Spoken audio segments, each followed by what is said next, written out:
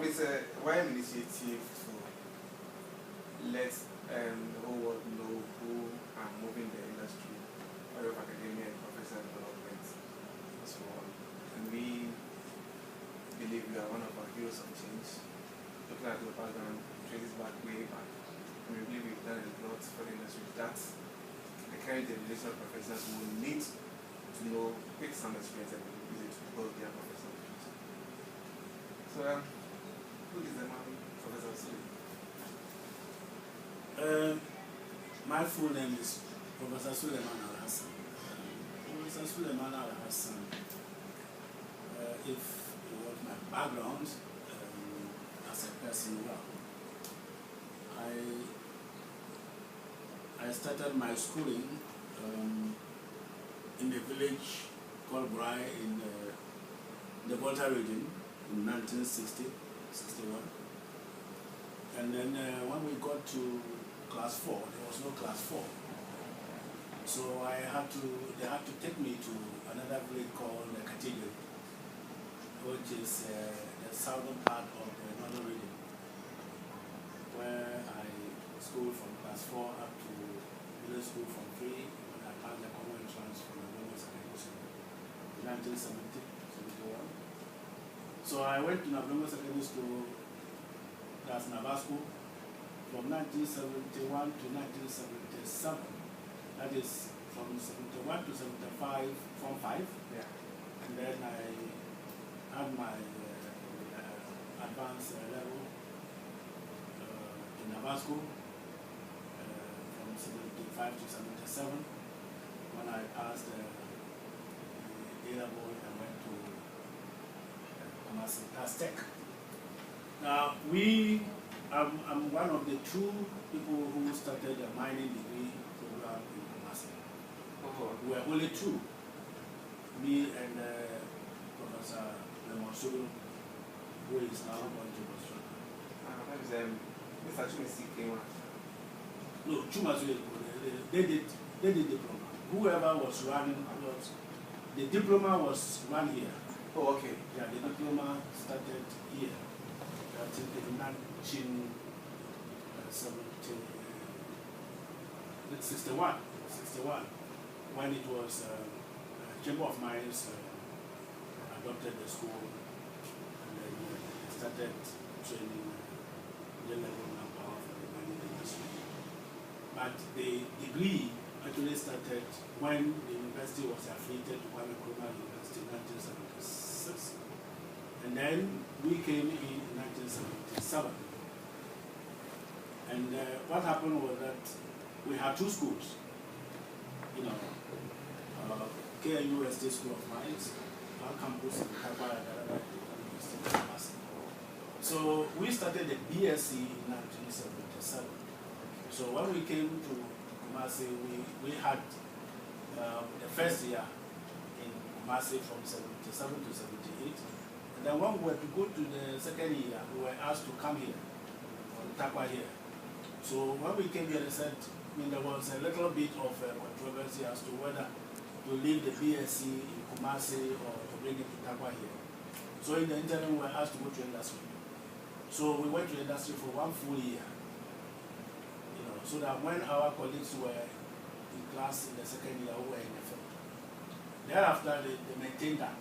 Okay. They maintained that for a while, so that whoever was doing the BSc, the first year will go to lecture room. That's the whole of the second year. You go to industry, and then you come back to the lecture to finish. So whilst your colleagues in the other disciplines or programs were in the 10th year, you were now in the second year.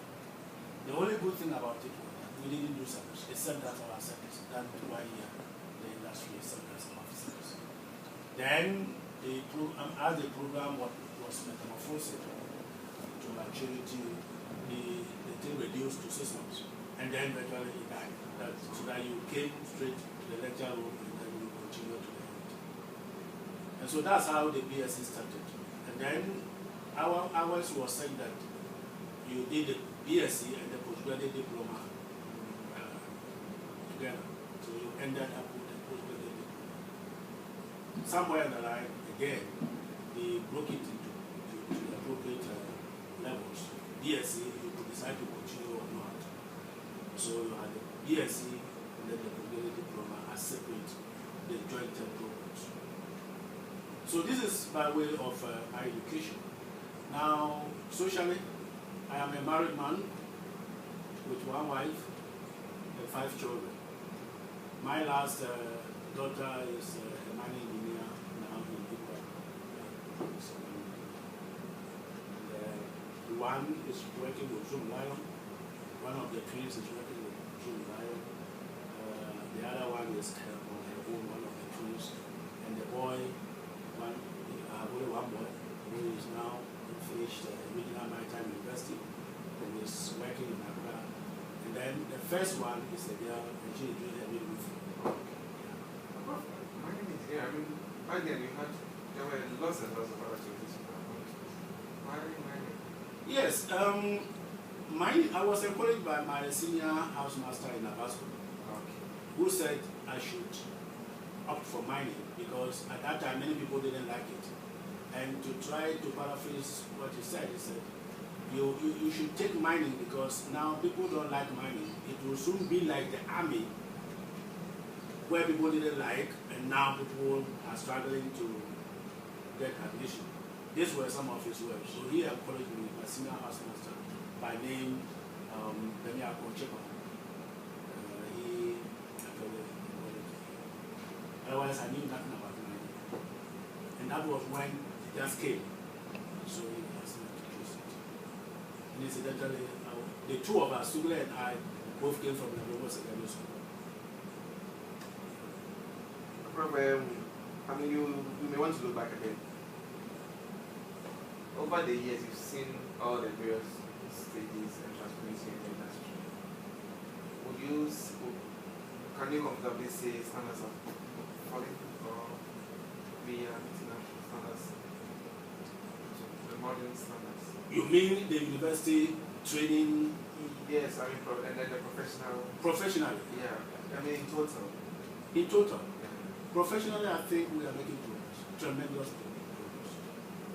Tremendous progress because our graduates are competitive anywhere in the world.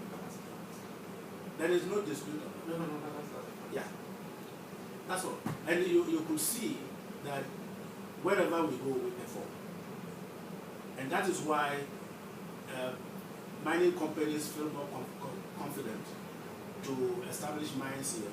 One reason is the pool of expertise that we have in this country. Yeah. So I think there's tremendous progress. Would you want to look at it this way? By way of professional development, are we mixing up? Professional development. If you could throw more. We look at. I mean, back then you could go into 1 year straight industry practice and come back. Okay. But it's gone. Yes. Now it's more of an academic exercise. Yes, I agree with you. And it is something which is most unfortunate. Most unfortunate, not our making. One, during my time in the class were only 4. Those who were behind us were 12, and there were too many for us. Thereafter, there were 6, 8, and so on. And those were the times when we had the SGMC, State Gold Mining Corporation. And the State Gold Mining Corporation had about 5 mines. You could talk about Pristia, you could talk about Tarkwa, you could talk about Tarkwa, you could talk about Pristia, Ghana Manganese. Even though that one was not part of State Gold Mining Corporation, it was State Gold. And then you could think of Konongo and other areas, Awaso, you know. So, I mean, the diplomats, there were quite many, about 12, 15 in their class. And that was what we call many. And these avenues were there for training. So if you went to underground this year, that is this long back, next long back you went to surface mining, that is open pitting, and then the following year you went to dredging, you know, and so on. And so the avenues were there. We were not even filling the places. And the State Gold Mining Corporation office would give instruction to even Obuasi, you know, had a complete building structure for trainees. Yeah, because I think. Yeah, that behind their offices. Yeah, it was complete training school. Complete training school with accommodation, everything, cooking facilities, everything. It was a deliberate effort to train commitment. If you went to Prestia, they were treating us as officers. You went to the canteen to eat with them, and they were exposed to all sorts of experienced people like Ampe, people like Ninte, people like, I mean, name them. They were there to always help you. You see? But today those avenues are not there because, one, the SGMC is gone. The other many companies have folded up, and yet the numbers are increasing. Now, even though we are still resisting the mass admission, we still have a large number in the class, 50. We are admitting 50. Well, compared to other universities, that is nothing. But being a technical institution, we still see that to be huge because of these training opportunities which are not there. And so, virtually that practical aspect is being lost. Even though we are making frantic efforts to ameliorate the effect of this lack of facilities, by way of ensuring that by the time you leave this university, you will have had at least one attachment. That one, we are making that effort, even though it's still difficult. Because even though we think that we are a mining institution and we should give priority in the mining companies, we are competing with other institutions. Yes, that's it. And the number of institutions is also increasing. Yeah, okay? The numbers are increasing. You now have many public institutions. In our time, it was just KUST, Cape Coast, and Legon. Okay, as for Minima, they were basically teachers, teacher training institutions. So, but now they've all diversified, and some of them have, and things like that. Some are doing geology. Some private company institutions are doing geology and so on, and they are competing. You cannot say we are a state mining institution, so give us priority. We can't do that. We are trying to intensify our lobbying strategies so that we can get more places.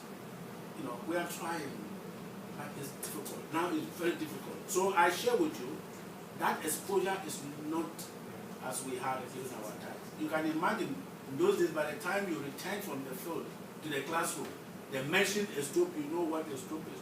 Because they will take you through all the rudiments of mining, from shoveling, pipe fitting, track laying, scaling, drilling, blasting, timbering. You will do this, not that you are standing there and they are demonstrating. You are involved. You carry a pipe on your shoulder like a pipe fitter. Track laying, you carry the rail on your shoulder and then you will do the laying. Not that someone will be doing and you will be crashing, you will be watching. No, you will do it yourself. And they will make sure you did it. And the interesting thing was that some of us, our supervisors were illiterates. And they will want to see that you did the work because they said, when you finish, you will come and not over there. They will make sure you did the work.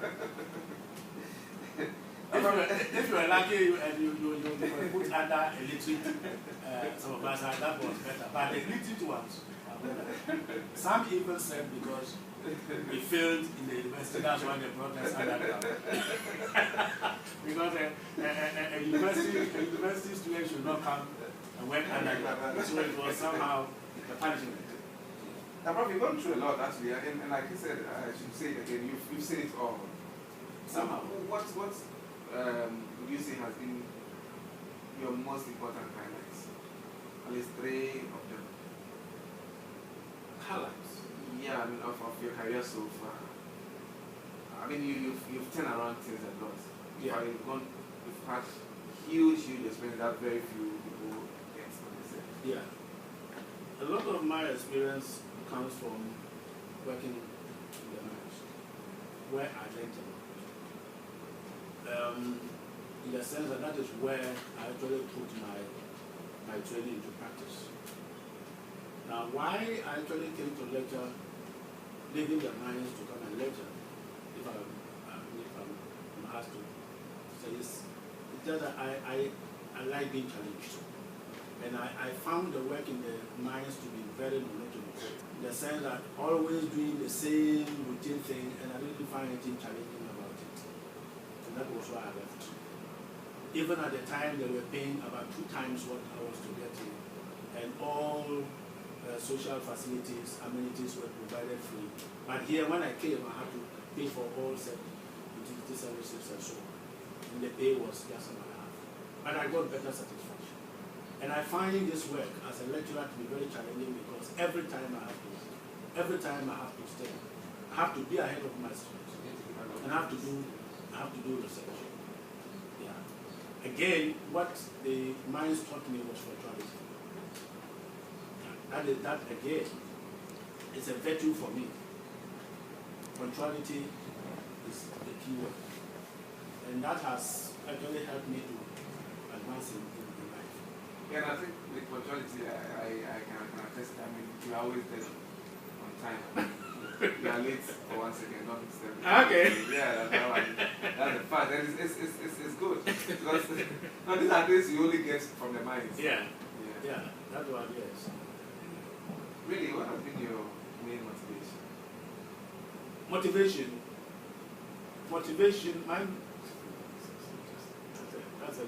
it's a big question you've asked me.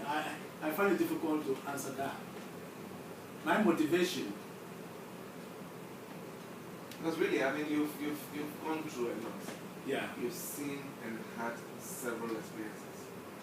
And I believe there are times you want to even look back and say, why did this happen? How did it stop there? Why did I have to time? Yeah. What really spurred you on? Yes.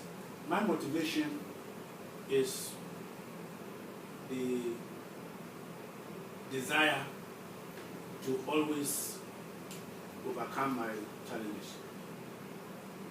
Now, why is this so? It's because I come from a very poor family, and I don't want to stay in the poor state again.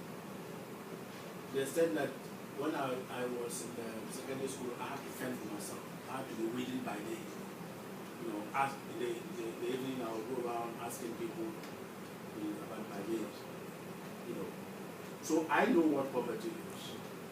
So I don't want to go back to poverty, and I don't want my children to be in poverty. So that is the motivation. It's a drive. It's a drive to move ahead and not to be complacent and to stay in poverty. I don't want it. And I don't fear failure, because I must go through experiences. Once I am convinced that this is what I want to do, I will do it. I will stumble, I will get up, and I will move on.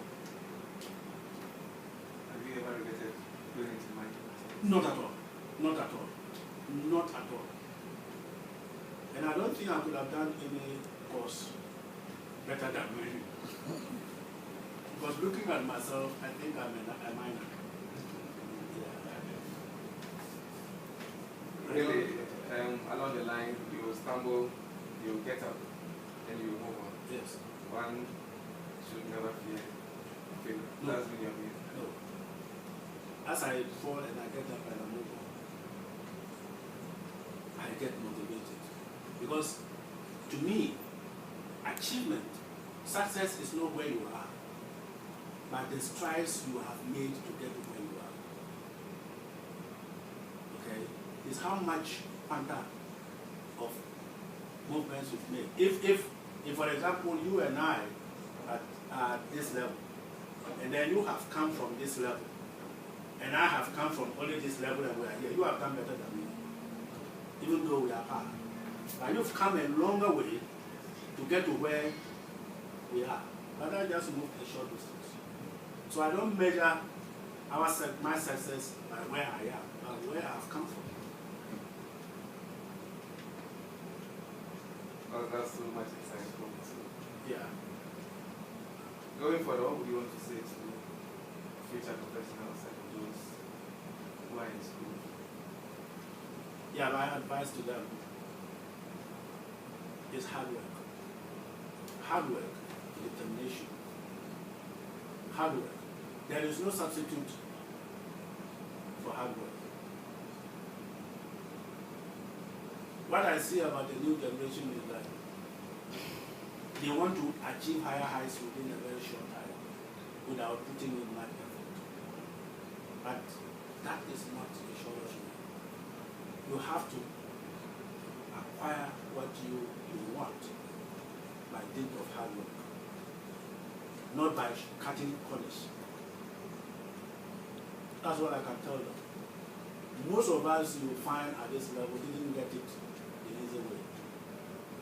And there is satisfaction in working for what you have. Great satisfaction. That's why I was talking about success. You move that far, you get satisfied. More satisfied than, I mean, you know, a lot of people who are born in wealth or affluence, they don't enjoy life because they have not achieved anything. Do you understand? They haven't achieved anything. So they just come to meet it and they are just inside. There is no enjoyment. They don't see what they have acquired nothing. But if you are from that low level and you get there, you see. And the other thing is that it humbles you. You understand? It humbles you. So sometimes you are sitting where I'm sitting now and you want to misbehave. Then it clears, hey, my friend, you know where you are coming from. Then sit up. You sit up. Attention. But if you haven't got that experience, you don't know that you are misbehaving, nothing takes you. You know. But for me, where I'm sitting, I see it as just the grace of God. So I am very careful. Whatever I'm doing, I'm very careful. So that I don't go back there and wallow in poverty anymore. Yeah. Hard work, humility, determination, and perseverance. That's the key. That's the one. You're most welcome. I'm very grateful to you.